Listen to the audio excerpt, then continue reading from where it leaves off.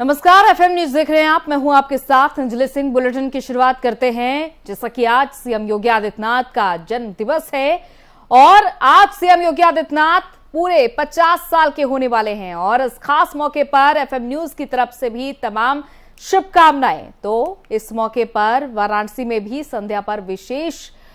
पूर्व संध्या पर विशेष गंगा आरती का आयोजन किया गया, जिसमें बुलडोजर के साथ विशेष गंगा आरती की गई। हिंदू युवा वाहिनी के कार्यकर्ताओं ने सीएम का जन्म दिवस बहुत ही बेहतरीन तरीके से मनाया, जिसमें सीएम योगी का कटआउट और बुलडोजर को भी सजाया गया। अस्सी घाट पर सजे बुलडोजर को देखने के लिए भीड़ उमड़ पड़ी।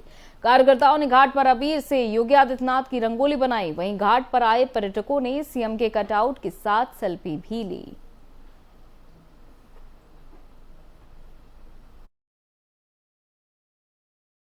मैं पारुल मोदी सूरत गुजरात से बोल रही हूँ। मैं 12 साल पहले भी इधर आई थी, लेकिन अब बहुत अच्छा वाराणसी हो गया है। हैप्पी बर्थडे योगी जी, जय हो, भाजपा की जय हो। हेलो, मैं हितेश हूँ, मुंबई से आया हूँ और मुझे यहाँ पे ये सब देख के बहुत आनंद हो रहा है कि बहुत सारा डेवलपमेंट किया है। अच्छा, अभी आप सेल्फी ले रहे थे, किसके साथ आप सेल्फी ले रहे थे? मुख्यमंत्री योगी जी के साथ। अच्छा, क्या भाव रहा योगी जी के प्रति? आप लोग सेल्फी ले रहे थे उनके कटरे से। बहुत आदरपूर्ण भाव रहा है जी। और यहाँ का ये जो माहौल देख रहे तो हमें बहुत खुशी हो रही है। कल उनका जन्मदिन है, क्या कहना चाहिए? हम उनको तहे दिल से शुभकामनाएं। अभिषेक गोली श्रीवास्तव, महानगर मंत्री, हिंदू युवा वाहिनी। आज किस तरह की आरती थी और क्या आप लोगों ने? महाराज जी के 50वें जन्म दिवस की पूर्व संध्या पे हिंदू युवा वाहिनी एवं मां गंगा सेवा समिति 80 के तत्वावधान में हम लोगों ने 80 घाट पे भव्य महाआरती का आयोजन किया। और जैसा कि आप देख सकते हैं, महाराज जी को बुलडोजर बाबा के नाम से जाने जाने वाले बुलडोजर को हम लोगों ने 80 घाट पे उतारा है और भव्य जो है यहाँ सजाया है। और माँ गंगा से ये प्रार्थना किया है कि जैसे महाराज जी ने माफियाओं की कमर तोड़ी है पिछले 5 सालों में, और ये इस कार्यकाल में अपने इससे दुगनी तेजी से जो कार्य करें और पूरे उत्तर प्रदेश को माफिया मुक्त करने का काम करें। आज आरती में क्या आकर्षक का केंद्र रहा?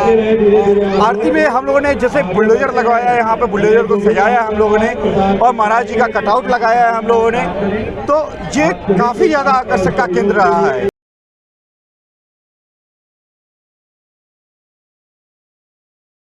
आपने देखा, ये मनमोहक नजारा रहा जन्म दिवस की पूर्व संध्या पर। और वाराणसी से हमारे संवाददाता राम सुंदर हमारे साथ जुड़ चुके हैं। राम सुंदर, आज सीएम योगी आदित्यनाथ का 50वां जन्म दिवस है और ऐसे में वाराणसी में क्या खास तैयारियां हैं? देखिए, वाराणसी की बात करें तो वाराणसी में सीएम योगी लगातार आते जाते रहते हैं और सीएम योगी के कई कार्यक्रम लगते हैं। और सीएम योगी को चाहने वाले भारतीय जनता पार्टी कार्यकर्ताओं के अलावा उनका अपना संगठन हिंदू युवा वाहिनी के लोग भी काफी मात्रा में है, काफी संख्या में है। उन लोगों द्वारा भी योगी आदित्यनाथ के जन्मदिन को मनाने के लिए, भव्य मनाने का पूरा प्रयास किया जा रहा है। यही कारण है कि हिंदू युवा वाहिनी के कार्यकर्ता वाराणसी के मैदानी इलाके में स्थित मठ में एक रुद्राभिषेक और कर बाबा के दीर्घायु की कामना करते हैं और पूजन पाठ का कार्यक्रम किया। इसके अलावा देर शाम वो भंडारे का भी आयोजन उन लोगों ने वहीं पर किया हुआ है, जहाँ देर शाम भंडारा भी किया जाएगा। उसके अलावा हम बात करें तो जगह जगह भारतीय जनता पार्टी के कार्यकर्ता अपने मुख्यमंत्री का जन्मदिन मना रहे हैं और उनके अंदर भी काफी उत्साह देखने को मिल रहा है। और कई जगह चौराहों पे, चट्टियों पे, इस जगहों पे, ग्रामीण इलाकों में भी चौराहों पे के बाजार जो है वहां पर बाबा का जन्मदिन मनाने के लिए केक काटा जा रहा है और लोगों को मिठाइयां बांटी जा रही है। जी अंजलि। चलिए, बहुत बहुत शुक्रिया राम सुंदर तमाम जानकारी के लिए। तो फायर ब्रांड नेता की छवि से उत्तर प्रदेश के मुख्यमंत्री बनने तक का ये बड़ा सफर, जब 1998 में पहली बार सांसद बने थे सीएम योगी आदित्यनाथ, 2017 तक सांसद रहे और उत्तराखंड के पंचूर गांव में जन्मे सीएम योगी आदित्यनाथ आज 50 साल के पूरे होने जा रहे हैं।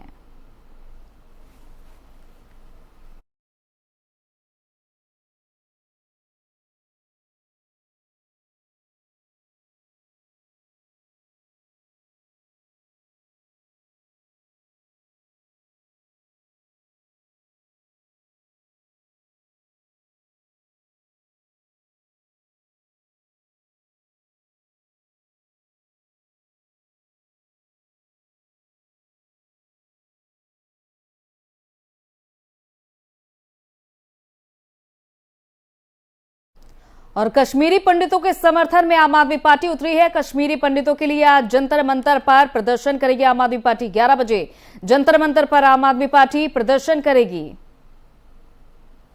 बीते पिछले कुछ दिनों से जिस तरह कश्मीर घाटी में कश्मीरी पंडितों की हत्या के मामले सामने आ रहे हैं, टारगेट किलिंग का मामला लगातार बढ़ता चला जा रहा है और आज आम आदमी पार्टी कश्मीरी पंडितों के समर्थन में जंतर मंतर में प्रदर्शन करेगी।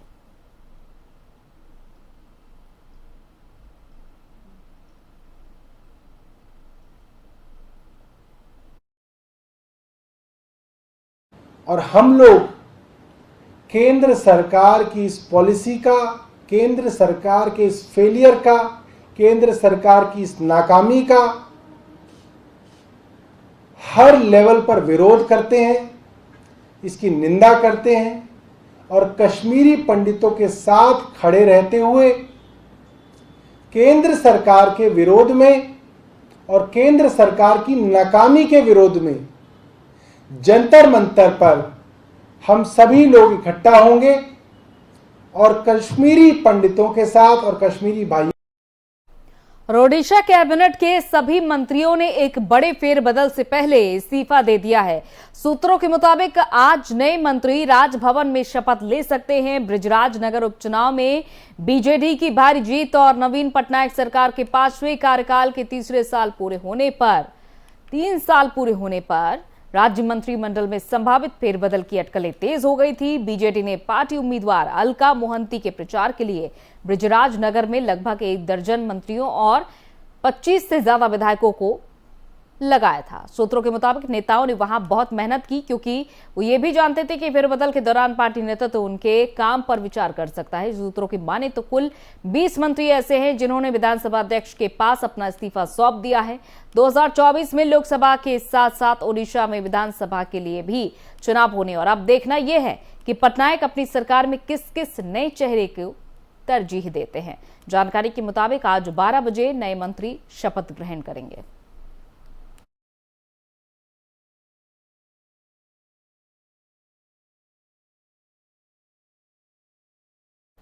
और भारतीय जनता पार्टी के राष्ट्रीय अध्यक्ष जेपी नड्डा आज रांची पहुंचेंगे। यहां पर कई कार्यक्रम में वो शिरकत करेंगे।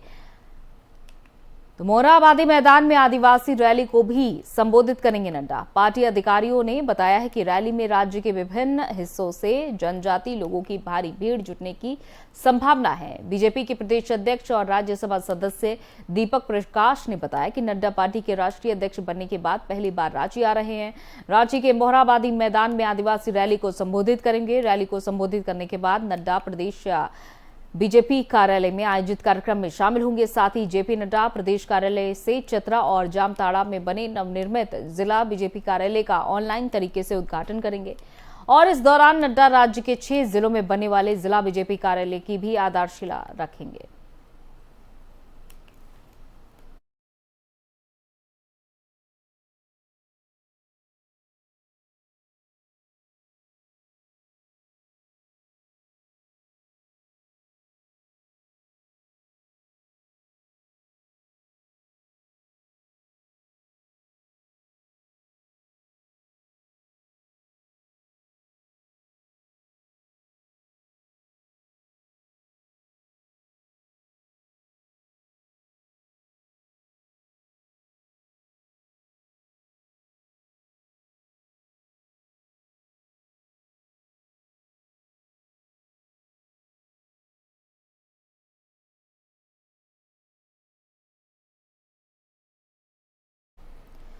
और आम आदमी पार्टी कश्मीरी पंडितों के समर्थन में उतरी है।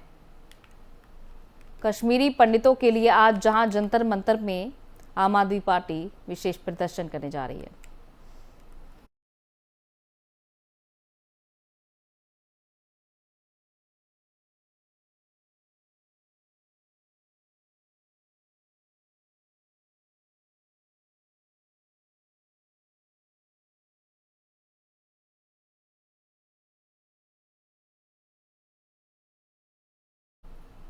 और यूपी के सीएम योगी आदित्यनाथ के जन्मदिन पर देश के अलग अलग हिस्सों में सीएम का जन्मदिन मनाया जा रहा है। सीएम योगी आज 50 साल के हो गए हैं। वहीं आज आम जनता के साथ कई दिग्गज लोगों ने सीएम को जन्मदिन की ढेरों बधाई दी है। प्रधानमंत्री नरेंद्र मोदी, डिफेंस मिनिस्टर राजनाथ सिंह समेत बीएसपी सुप्रीमो मायावती ने भी सीएम को ट्वीट कर ढेरों बधाइयां दी हैं।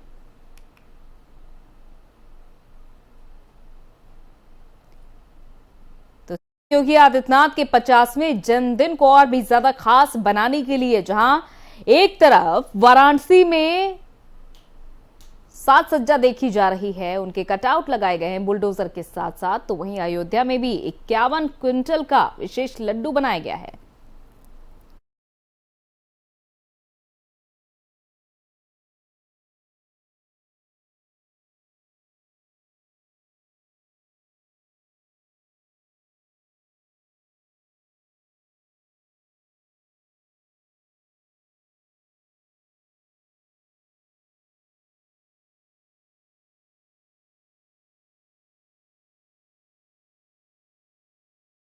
योगी आदित्यनाथ जनता के लिए कितने लोकप्रिय हैं, इसकी बानगी इस बात से भी लगाई जा सकती है कि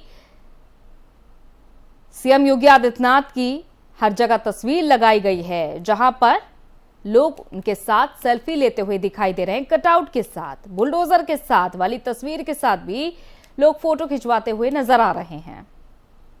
उनके जन्म दिवस को खास बनाया गया है और गंगा घाट के किनारे कुछ बच्चियों ने उनकी तस्वीर भी रंगोली के जरिए उकेरी है।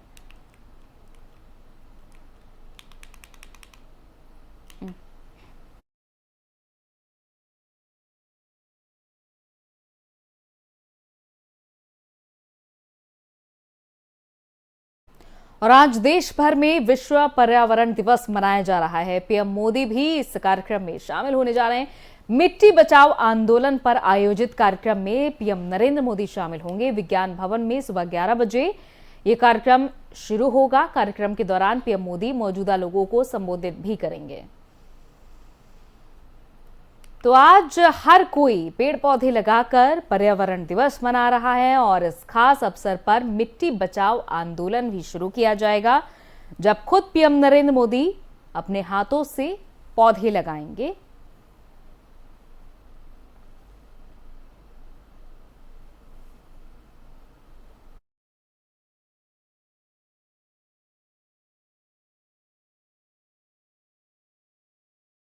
तो पूरे देश भर में विश्व पर्यावरण दिवस मनाया जा रहा है। इस दौरान आज जनता से लेकर बड़े बड़े दिग्गज भी पेड़ पौधे लगाकर धरती को हरा भरा रखने का संकल्प ले रहे हैं। इसी कड़ी में आज प्रधानमंत्री नरेंद्र मोदी भी वीडियो कॉन्फ्रेंसिंग के जरिए एक वैश्विक पहल lifestyle for the environment movement की शुरुआत करेंगे और कार्यक्रम में उपस्थित लोगों को संबोधित भी करेंगे। प्रधानमंत्री कार्यालय ने इस बात की जानकारी देते हुए बताया कि शाम 6 बजे वीडियो कॉन्फ्रेंसिंग के माध्यम से पीएम मोदी इस कार्यक्रम की शुरुआत करेंगे और इस वीडियो कॉन्फ्रेंसिंग में बिल गेट्स, विश्व बैंक के अध्यक्ष समेत कई दिग्गज लोग शामिल होंगे।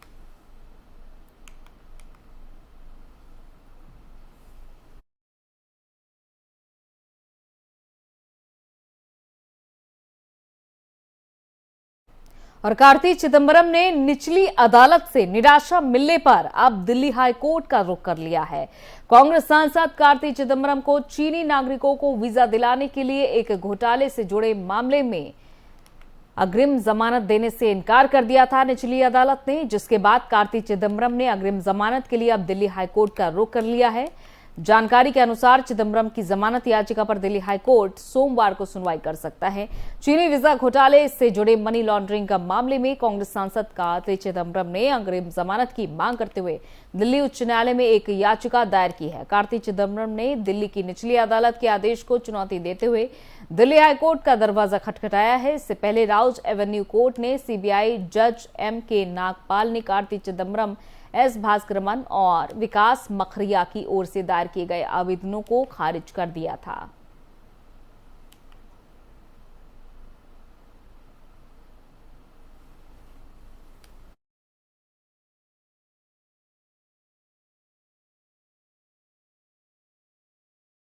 और पंजाब विधानसभा में अपनी जगह बनाने के बाद अब आम आदमी पार्टी की नजर गुजरात पर टिकी हुई है, जिसके लिए आपने अभी से पूरी ताकत झोंक दी है। और इस बीच आम आदमी पार्टी के राष्ट्रीय संयोजक और दिल्ली के मुख्यमंत्री अरविंद केजरीवाल 6 जून को गुजरात के मेहसाना शहर में तिरंगा यात्रा के साथ रोड शो भी करेंगे। आम आदमी पार्टी के प्रदेश अध्यक्ष गोपाल इटालिया ने बताया कि 6 जून को केजरीवाल दोपहर 3 बजे अहमदाबाद हवाई अड्डे पर पहुंचेंगे और मेहसाना का दौरा करेंगे। इस दौरान वो रोड शो के साथ एक सभा को भी संबोधित करेंगे।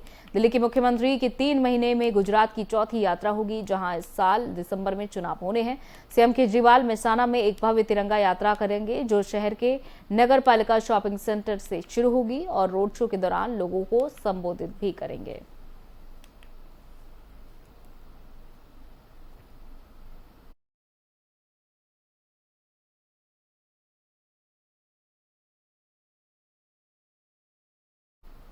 और बायोलॉजिकल ई को बड़ी कामयाबी मिली है। बायोलॉजिकल ई की कोवैक्स वैक्सीन को डीसीजीआई की मंजूरी मिल चुकी है। कोरोना के बूस्टर डोज के रूप में इसे लिया जा सकता है। कोवैक्स वैक्सीन कंपनी बायोलॉजिकल ई लिमिटेड ने इसकी घोषणा की है। तो जहां इससे पहले कोवैक्सीन और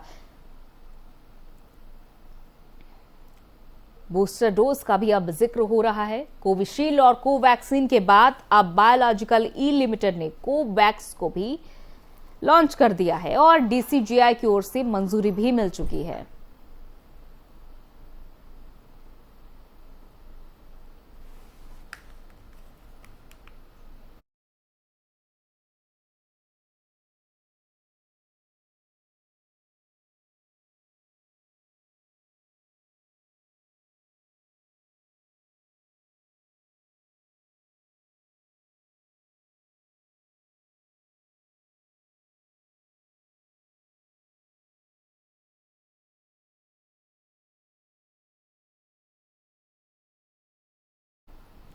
और कानपुर में अचानक से 3 जून को हिंसा भड़क गई, जब बंद की आड़ में पत्थर बरसाए गए, बम फेंके गए, गोलियां चलाई गई, जिसमें अब तक पुलिस ने कईयों की गिरफ्तारी भी की है। ये रिपोर्ट देखिए।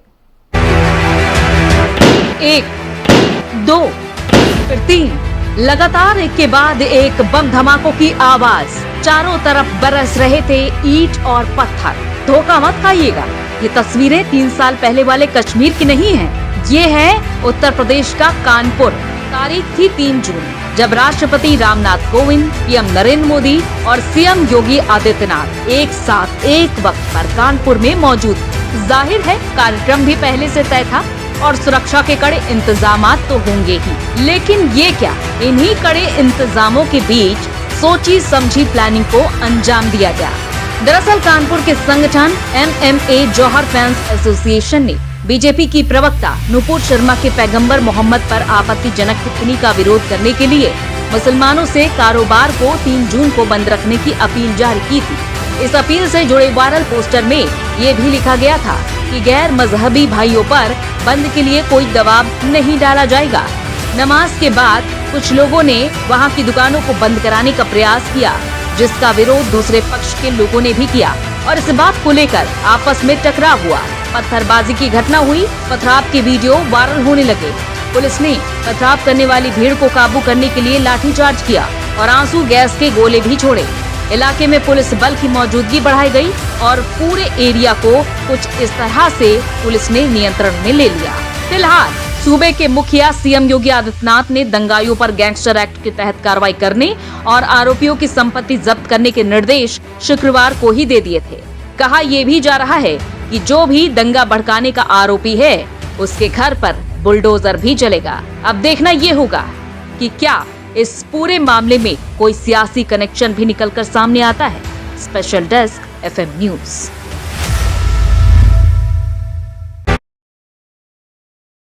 तो देखिए कानपुर हिंसा की टाइमलाइन। 26 मई नुपुर शर्मा ने पैगंबर साहब पर टिप्पणी की।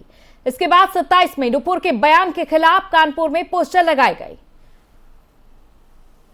27 मई को ही हयात जफर हाशमी ने बंद का आह्वान किया।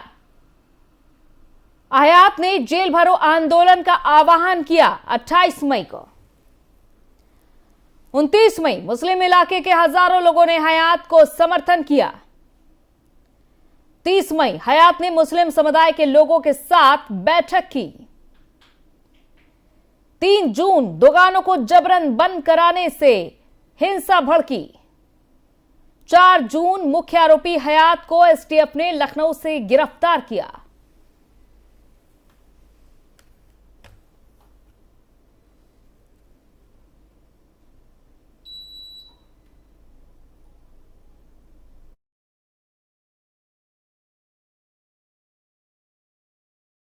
चलिए इसी के साथ इस बुलेटिन में इतना ही। इजाजत दीजिए। नमस्कार।